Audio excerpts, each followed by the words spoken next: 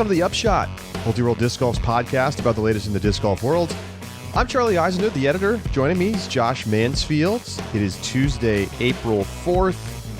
Wow, Josh, it's already April. I'm really not sure where like the last 6 months have gone, to be honest with you. I can tell you, they've gone in a place where I had to sit holed up in my house because we just got another 4 inches of snow. So sick of this nonsense. You're so salty, but it's you that chooses to live in the tundra lands of Idaho. I know. But I think we're on course to break a record for the latest in the year that it breaks 50 degrees. Wow. Cold, snowy out there. I mean, you got to get out on the ski hills more, Josh. I know. Disc golf is not for the wintertime. You know, I will say though, I'm going down to Salt Lake to go watch a hockey game on Saturday night, and I checked the weather and saw that Friday, Saturday, Sunday, and Monday are all supposed to be like 58 to 63 degrees. Ooh. And so Megan and I just booked hotel rooms and we're staying the entire weekend. That's great. I love that. Yeah, it's just starting to warm up here in New York. So okay, but you know, nice. We got the springtime in the air a little bit because we got the Masters this week, which means the Champions Cup is right around the corner. Yeah, we're going to the South for the tour. Music City Open coming up this weekend. We'll preview that tournament on Thursday's episode, and we just had March Madness, so it's like things are happening. Baseball season is here. It's starting to feel like, it's time to go out in the sun. What did you think of this year's March Madness tournament, by the way? It was a wild tournament. So I have to be honest, this is the first year in, I don't know how long, that I haven't filled out a bracket. I just got so busy that week that I didn't end up filling out a bracket. But Megan, my wife, filled out a bracket without looking at seeding and picked UConn to win it. And so won a pool, won $200, like worked out for her pretty well. Listen, but it's if there was ever a year to just literally randomly fill out a bracket, this was it. This was it. And it worked. So look at that Final Four, bizarro world. But yeah, I mean, UConn really looked like they earned it. I know they kind of had an easy last couple of games there in terms of matchups, but I mean, they looked awesome. They were the best looking team the whole tournament, and deserved the win. So on the other side, LSU wins the women's tournament. And this was a very interesting year for the women's tournament. And I want to digress into this a little bit because I want to talk about kind of what it means for disc golf and why I think some of the things that Pro Tour has been doing are really important. Mm-hmm. So this was record-setting audiences for the women's tournament. Not only did they have the game on national television instead of on cable, the title game, almost 10 million viewers. The Final Four game with Iowa, and if you don't know about Caitlin Clark and Iowa, I mean, you really have been missing out. Their Final Four game was, I mean, that's great basketball television. I don't care, if you're a staunch NBA fan, like that was amazing TV. Caitlin Clark, unstoppable, and became kind of like a national star during the course of this tournament. Delivered the highest rating for a non-football game on ESPN for some massive amount of time, like over 10 years. It's the highest rated college basketball game on ESPN since 2008. Like a UNC Duke game when those teams were both, top 5 in the country or something. And, again, we're talking about a women's game. Right. And I think what we're starting to see, and like, yes, there's external elements. You have a superstar player that's really easy to kind of like see and watch and be impressed by, dropping 40 points in a college game. But we're seeing the trend towards more openness and willingness for the general sports consumer to watch women's sports.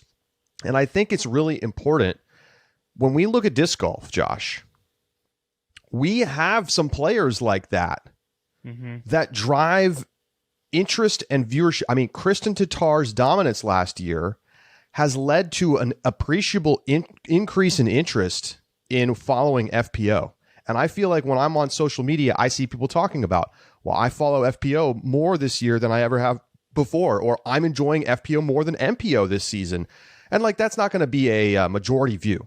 Like, at the end of the day, MPO is still going to get higher ratings, same way that NCAA men's basketball is going to get higher ratings. There's a long cultural history that we could get into, but I think that the Pro Tour's decision, Josh, to emphasize the two divisions equally is wise. If you look at tennis, we see women's tennis oftentimes outdrawing men's tennis in ratings. And I think there could be times in disc golf's future where we see that, depending on the storylines, the players at the top, who's on the lead card, that kind of thing. It's combined with a couple of things as well, right? You highlight Caitlin Clark's stardom, right, as a primary driver to bring people there, but it's also paired with kind of a dramatic storyline on the other side with LSU, the kind of game that was played. It was an environment that, like, the officiating also drew, like, I know people who were like listening about the officiating and were seeing reports that were popping up on their phones and then jumped on because they wanted to see kind of what was going on. The score of 102 to 85 in this, like, I don't know. I can't remember a college basketball with that score across either division, like, in my life. Same, right? It's so high. And it's also, like, it makes me laugh because I think, like, oh, wow, when you have a high scoring affair in women's sports, then it becomes intriguing to watch. And I know, like, they're not. It's almost like the NCAA wouldn't have the women's division play with the men's ball because, I don't know, playing on a environment that is suited to the women's game can lead to a really exciting sports spectacle. Course design, like, that's the only thing I could think of the entire time is, like, the people say, oh, well, we don't want as high scoring affairs, but the NFL has been changing defensive rules to make it more scoring friendly for decades. I don't think it's a coincidence that it's a high scoring game in the national championship that breaks the records. Like, people want to see offense. They want to see scoring, and you need to accommodate that in both MPO and FPO if you want to get the kind of attention that this basketball game got over in the same proportion in the FPO side relative to the MPO side. People want scoring. People want pace. People want action. Mm-hmm. There's a reason that they've changed these rules, and, the purists say, oh, you can't play defense anymore. The thing is, look at what baseball just did. Yeah, pitch clock. Geez, I can't believe I didn't mention baseball. It is an affront, right, to purists of baseball, but it's literally already clearly better.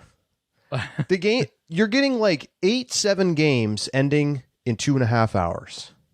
Do we really have to sit and watch 4-hour baseball games? I don't think anybody really enjoys sitting and just watching people stand around and wait to throw the pitch. Throw the pitch. Mm-hmm. And, like, yeah, it's going to take a little time to adjust, but in 2 months, we're not even going to notice it anymore. It's going to be in the background until it, like, pops up because someone is under, like, crazy pressure and the pitcher's, like, freaking out and shaking off every pitch, and then they get dinged, and it's a ball, and then it's a walk, and somebody walks in a run or something crazy like that. But that's going to be great drama. These are the steps that we're taking forward. Mm-hmm. In, yes, you need challenge for these players too. We don't want to just watch the players getting easy mode scores. We want to see people hitting 60-foot putts. So how do you find that balance? That's a challenge for the Pro Tour. I was just talking to somebody. I had a listener in New York come over from Portland, and we went and played around last week. And he was talking about how when they built one of these courses for Worlds back in 2014 in Portland, that it was just like state of the art. This is the future of disc golf. And now in 2023, it's completely obsolete and no longer, it's not challenging enough to be a tour level course. That's really, that's the state of the game. That's the progress. And it's a challenge for designers. But anyway, interesting stuff. I think disc golf's in this really cool spot right now because not only has it had this explosive growth, but it has the opportunity to stay nimble and be ahead of the trends in some ways on some of this stuff. The promotion that the Pro Tour is doing equally for MPO and FPO is not a norm in professional sports. It's just not. But look at the trends. The trends are towards women's sports are a growth entity right now. We're seeing growth in viewership across the board. Women's volleyball. Obviously, this year's March Madness tournament was a massive success. And you can go down the list of seeing this kind of stuff. Softball, it's going to eventually start trickling towards the pro sports too. Disc golf's in a great spot for that. So, and the other part that March Madness does, right, is that it provides a tournament that is very accessible. It's easy to understand. It's single elimination. It's dramatic. It's exciting, right? That is, I think, the biggest knock against the excitement that comes and the drama that can come from the Pro Tour Championship that is designed to try and have a fun format is that it's difficult, I think, at times to follow, especially in the new iteration. That may be a challenge. So, you think the new iteration is? I think the new iteration is an improvement on the old iteration in terms of being able to understand. Yeah, I mean, okay, these people did good, so they get an advantage to start. Maybe, yeah. I mean, it seems better to me than the two. I think it's the 2 rounds of stroke play that then get reset to another 2 rounds. Yeah, if you're trying to follow all 4, would be a little odd. I don't know. And the Pro Tour Championship to me is not the tournament on which to focus. It could be though. It's the one with the purse. I know, but does it matter that much? Do people care that much about how much money somebody wins? How often when you say, "Yep, I'm into professional disc golf," and people are like, "That's a professional sport," that you go, "Yep, Paul Macbeth has a 10-year, $10 million deal, and the Pro Tour Championship just had a $300,000 purse." It's the first 2 lines out of my mouth every time someone. That's a fair point. It's a fair point. That's a professional sport, but that's more for showing outsiders that there's some kind of legitimacy, as opposed to it being something that gets people who are already disc golf fans excited. I mean, you can't argue to me that people care more about the Pro Tour Championship than literally any of the majors. No. I don't think so at all. My point that I'm highlighting is that I think the Pro Tour Championship could be, because how many people watch March Madness that don't watch a single game of college basketball otherwise, or only follow right? Hello, that's me. Hi, yep. I don't care about regular season college basketball in the slightest. Right, until you hit March Madness. Correct. I think the Pro Tour could be a tournament that has the hype and the excitement around it that you could build up with the money, especially in the purse, that could be the one that people don't care about till they get to the championship. You're like, hey, you should watch this event, right? I know Worlds is the natural place to go. That's exactly what I was going to say. It's already exists and it's Worlds. Yeah. Are you flying to the Pro Tour Championship, Josh? I'm not flying. Are you flying? Is Pro Tour Championship happening at Smugs? No, it's not. All right, let's move on. We got a little interesting situation this weekend. Throw Down the Mountain, A tier down in Florida, now owned by the Paul Macbeth and Dylan Cease. Macbeth dominating an MPO. He was the highest rated player. No surprise there. It was almost 30 points. It was a thinnish field, but Macbeth doing his thing. And over on the FPO side, it went to a playoff. And Natalie Ryan ends up winning over Morgan Linz. Remember, we mentioned the Linz sisters a week or 2 ago as being really strong disc golfers in Florida. Morgan Linz goes to a playoff with Natalie Ryan, loses to Natalie Ryan. And Josh, Natalie Ryan, with the win, gets an invitation to Throw Pink Women's Disc Golf Championship, which, let me remind you, is technically just an A tier, which means that Natalie Ryan is eligible to compete at that A tier. So obviously this has blown up online. We're seeing the same kind of back and forths that we've seen on this topic of transgender participation in the FPO division that we've seen around Natalie Ryan for the past year and a half. Of course, all of this is sort of underlined by Natalie Ryan's lawsuit against the PDGA, which is pending a response from the PDGA and the Disc Golf Pro Tour in the next couple of weeks. So what do you think about this situation? It's clear that the Lynn sisters and their mother in particular, not happy about this. Obviously, Morgan Lynns would have gotten a spot to throw pink women's championship had she won. Instead, it's Natalie Ryan that gets that spot. What do you think about this situation, especially given the how important throw pink is and basically what we consider a major? I think what it does is it highlights the disconnect that exists in the eyes of the fans versus the PDGA on its stance on the throw pink women's disc golf championship. Because the level that what the reaction I have seen has been is the kind of why is Natalie allowed to play in the throw pink women's disc golf championship when she isn't allowed to play in other majors, pro tour events, and the FPO side.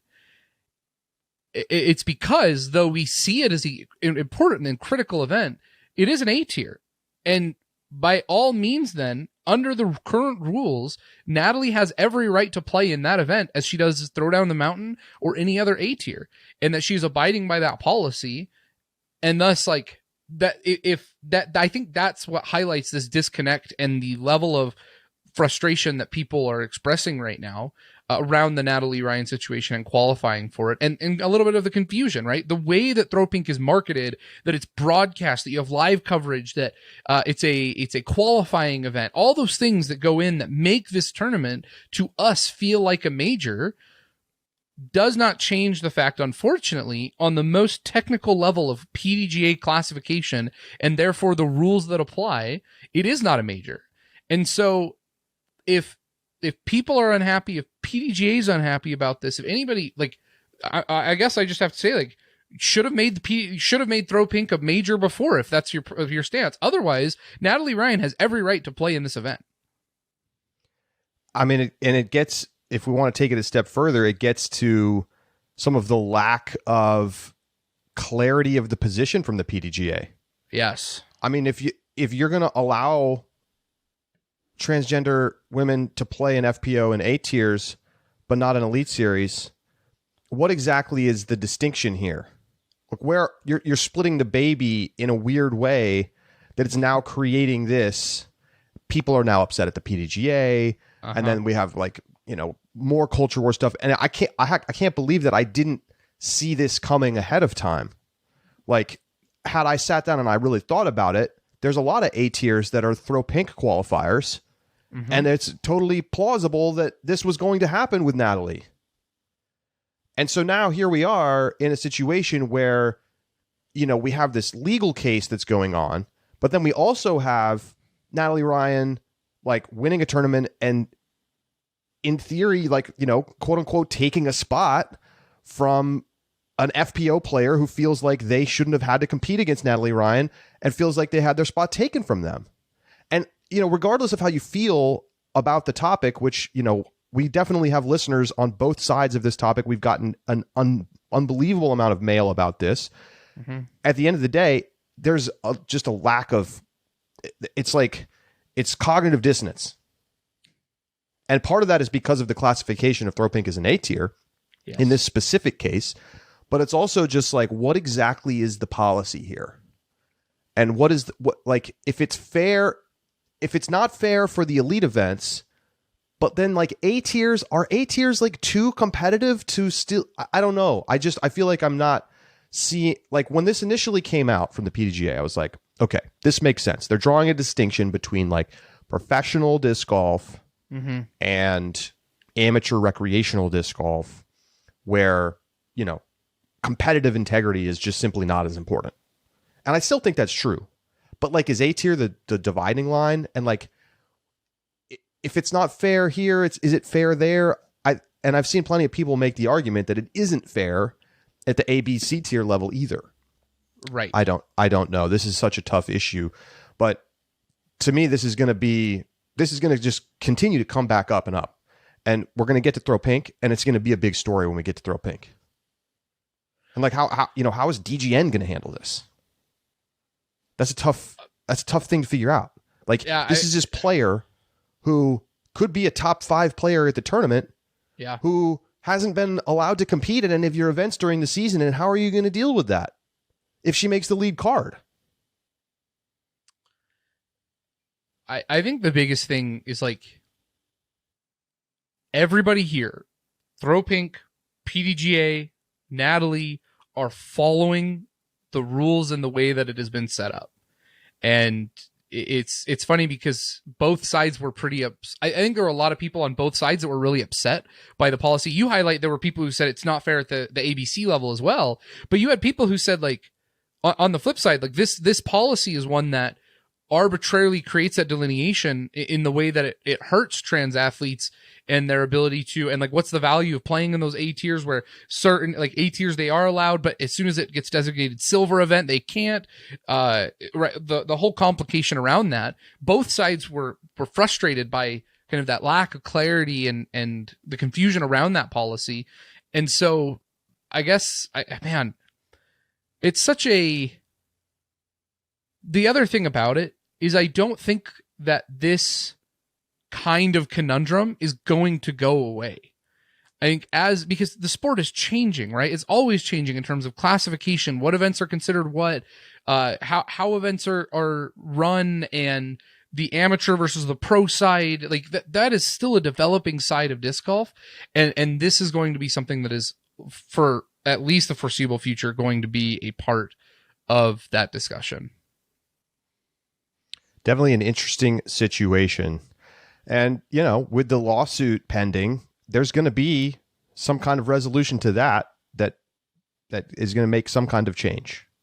I mean, perhaps the PDGA straight up wins, but the existing level of evidence out there, it doesn't look favorable for the PDGA from a legal perspective until this issue goes all the way to the Supreme Court, to be perfectly honest. So more to come. We will keep you posted on this one. Let us know your thoughts about this Throw Pink situation. Hit us up, upshot@ultiworld.com. We always look forward to hearing from you. We're going to take a break. When we come back, 30-second rule coming your way. Stay with us.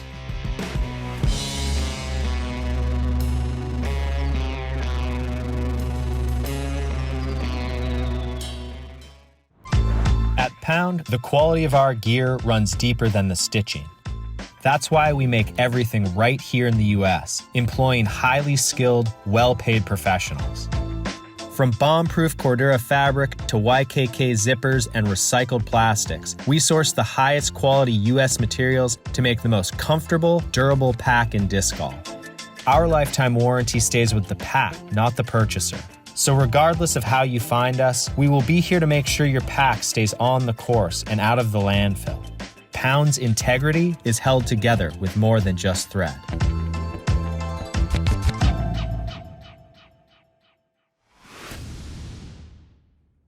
Welcome back to the Upshot. It's time for 30-second rule. We got 30 seconds on every topic, and if we go over, it doesn't matter. Josh, take it away.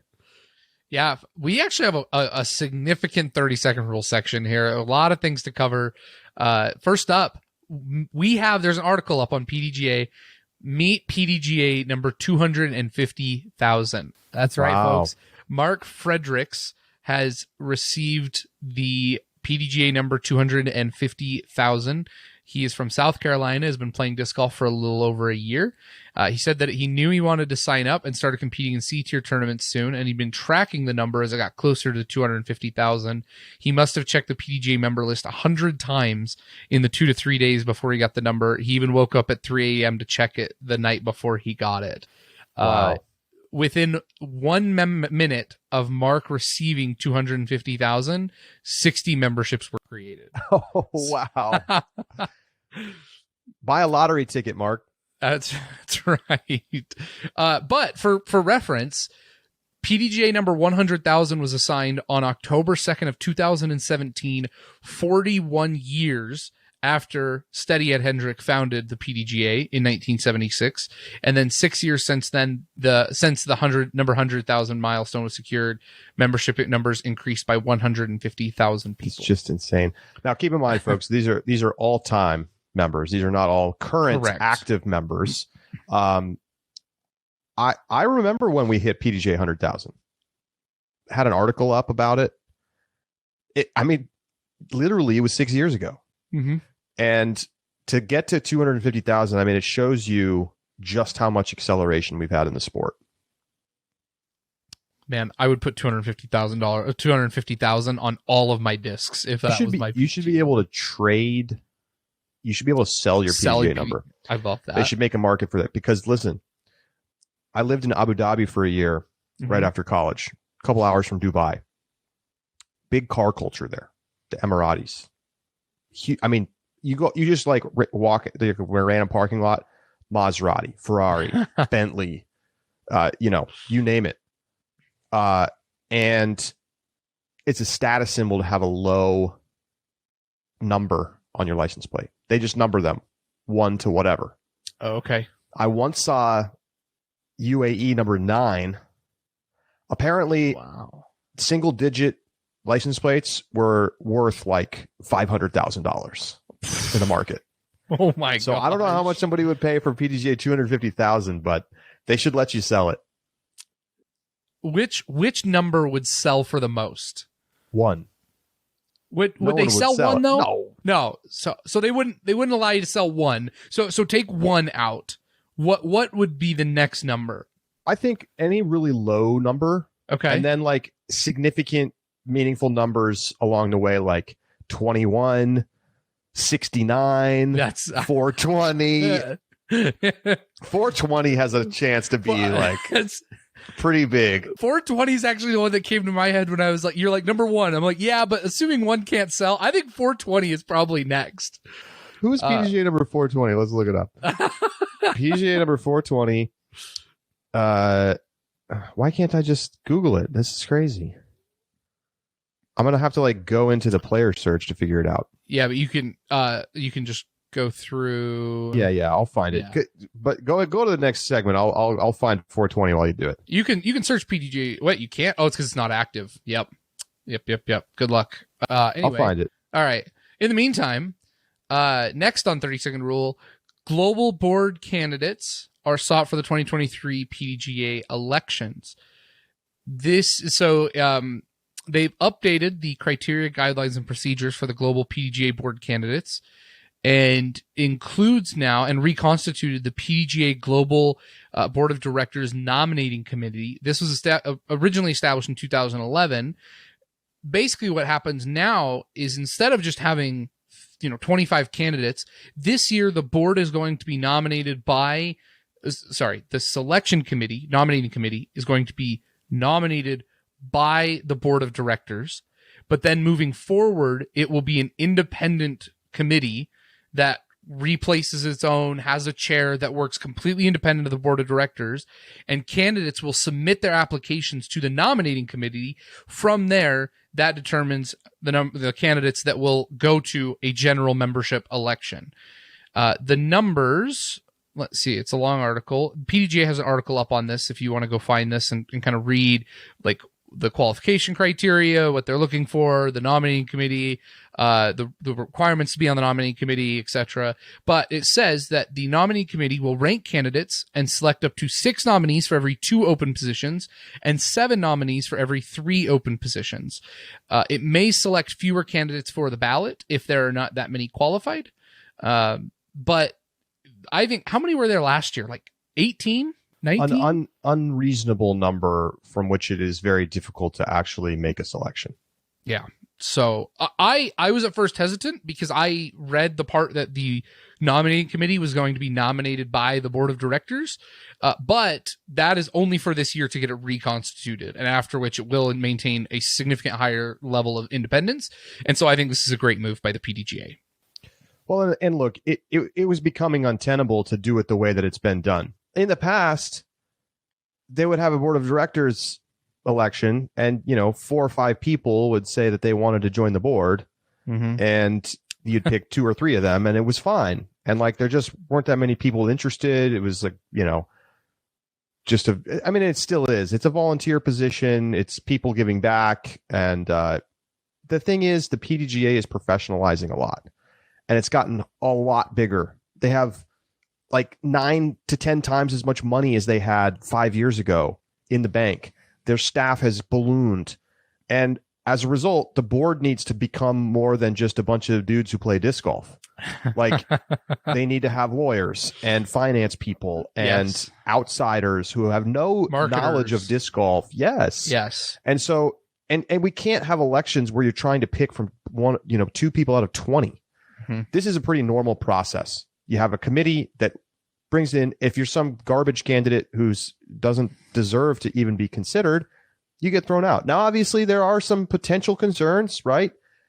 It's a political process in some ways. Maybe somebody that is deserving and people would want to vote for gets blocked by the nominating committee. Well, if that happens, it's going to become a story, and that's going to be a problem for them at the time. But I think mostly this is going to serve to make just a better overall process and make it a lot easier to actually select from a quality pool of candidates and not have to sift through 20 different people. The fastest way that the PDGA could make people care about the elections is to block a really good candidate and do it on like thinly veiled political reasons. They would have record high voting numbers in that board of directors elections. That's right. There it is. Secret tip to get some engagement. Number 420, Josh. Yeah. There's some kind of conspiracy. It doesn't exist. What? So I'm on the PDGA player search page. Okay. 412, 413, 14, 415, 416, 417. Gap to 425. Nobody listed from 418 to 424. And it's not an expired thing, because a lot of these people are expired, of course. Probably some of these people are dead. But there's no numbers from 418 to 424. What is this? I don't know. Could you imagine? Like, this is a sport that is so ingrained in like weed culture that they couldn't even give out the number 420. It doesn't make sense. We just can't do it. What happened? They nuked 6 numbers. There must be something going on that I don't understand. But the thing is, I'm going to scroll a couple more pages. I'm not really seeing these gaps elsewhere. Like, I don't see these big number gaps. I'm sure if I keep going, I'll find some eventually, but very strange, very strange. Somebody is holding PDGA 420 for themselves when they open the marketplace. That's what they said. They said one day we're going to sell this number, and we're going to make hundreds of thousands of dollars on 420. Why are there 6 numbers missing? That doesn't make any sense. I want answers, PDGA. Yeah, where's number 420? This is bad, PDGA. Okay, let's move on. This is crazy. I did not expect that when I got up this morning. All right. Next 30-second rule. Innova celebrates their 40th anniversary. And they have the picture. This is a picture, if you haven't seen it, over on their Instagram, that they post pretty regularly on anniversaries. Really cool post. 1983, and the AVR released 1984. It's history. I mean, it really is. It's history, and it's going to be exciting. I think there's obviously, going to be some 40-year anniversary commemorative discs. And I'm excited to see then the 50 years in 10 more, because that's a big deal. Yeah, it's pretty cool. You think about it's hard to believe. I mean, you think about how young disc golf is in some ways. That the first disc manufacturer is only 40 years old. Yeah, that's true. Next up, the release of the 2023 Nate Sexton Firebird has been announced. If you missed that video last week, you got to take a look. I mean, this year's design, they just keep getting better. Knocked it out of the park. Take a look. Innova has agreed to allow me to share another one of my talents and really one of my chief passions outside of disc golf, and that's art and sketch work, and something I've been doing since middle school, all through high school and into college, taking classes and kind of honing my technique. And this year, something I've been begging for a while, I am going to get to put my original artwork on the disc and kind of get my fingerprints and my DNA into the Sexton Firebird project even a bit more. So I'm really proud of what I have here, of what I've been able to come up with over the off season. And, without further ado, I want to present to all of you the 2023 Sexton Firebird.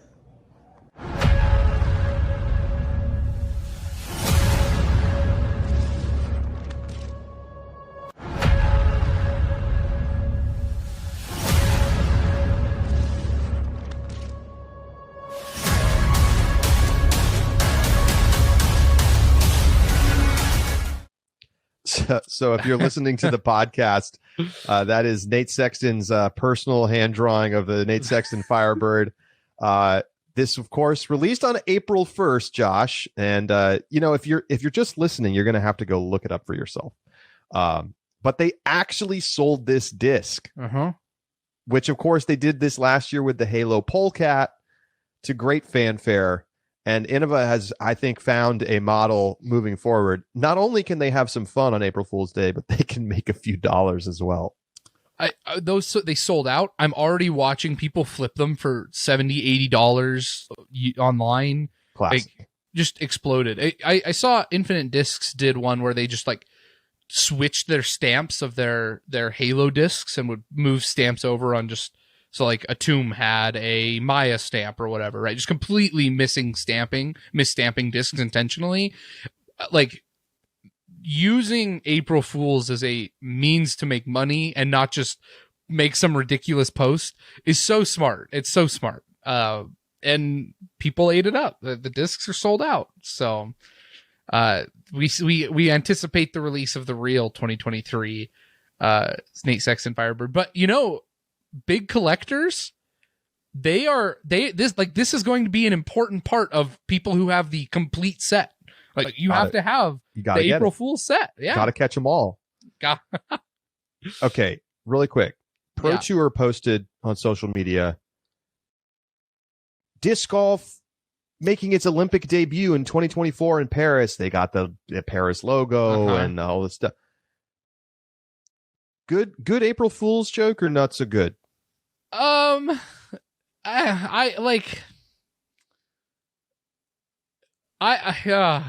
don't want to make a big deal out of this, but I was not a huge fan of it. I didn't find it funny. I didn't find it clever. It felt like it's not funny. It's just fake news. It's right.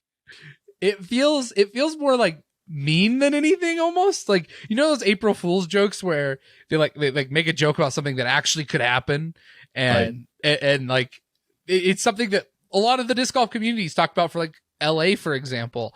There's just so many other things that they could do that I just didn't find this particularly funny.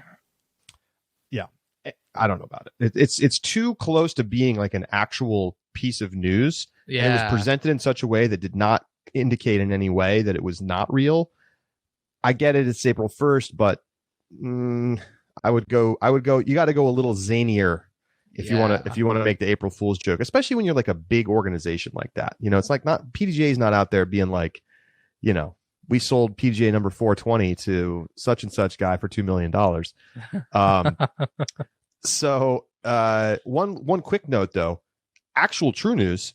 Things looking pretty good right now for disc golf to get into the World Games in 2025. Okay. In Chengdu, China. Awesome. So that's pretty cool. Yeah, that is cool. It will be it was in the World Games in 2021. Mm-hmm. This would be its return in 2025. So things are on the move there. Disc sports monster in China right now. Okay. I didn't know that. Yeah.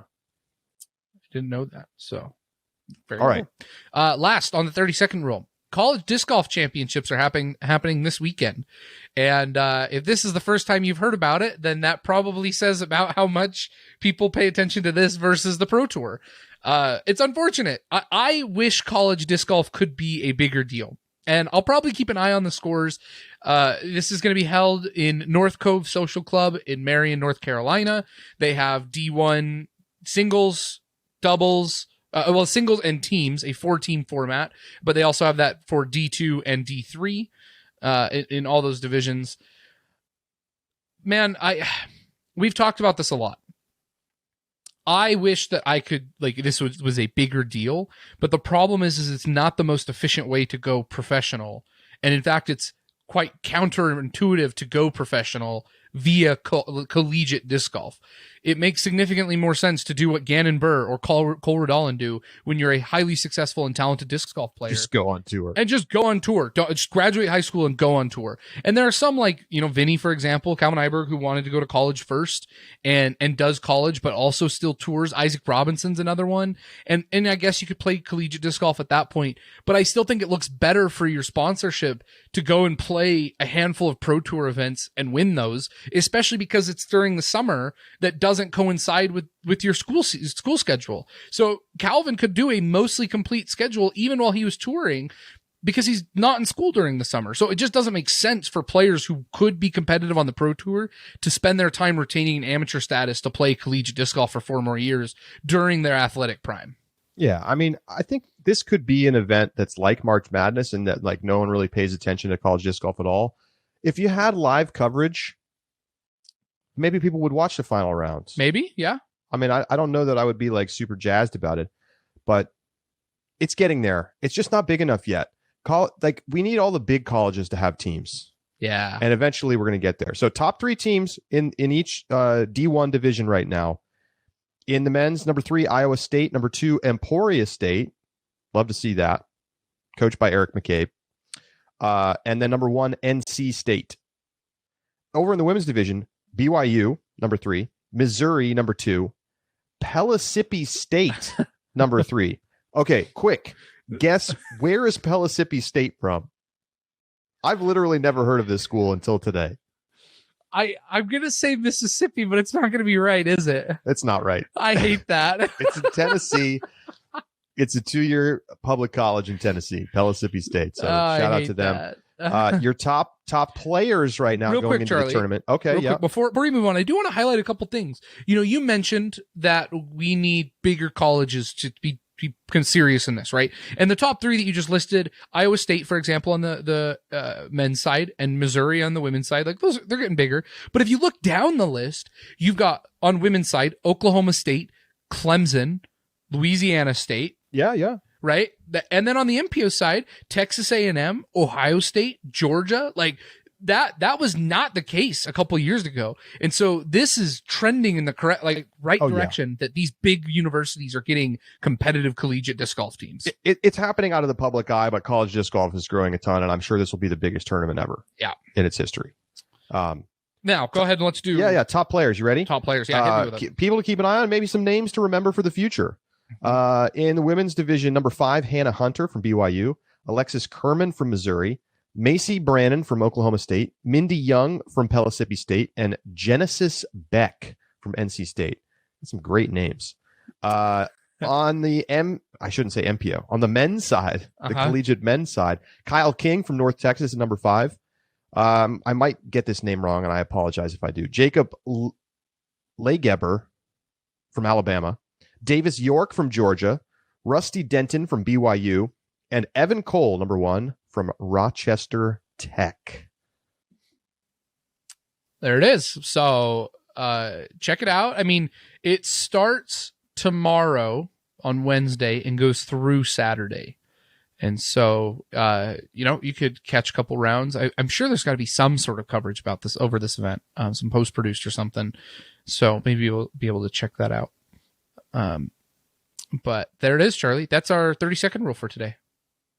All right, that is going to do it for this edition of the Upshot. Thank you so much for tuning in. We'll have your Music City Open preview coming up on Thursday. Josh, it'll be my first time in the booth this season. Pretty excited. I'll be nice. calling the action from the course. Going to be live on location. Brian Earhart joining me in MPO. Juliana Corver in FPO. Nate Perkins on the course. Really looking forward to it. So we'll break down everything MCO coming up on Thursday. Maybe Ricky's playing. Maybe Ricky's not playing. Instagram post from yesterday, not looking so hot.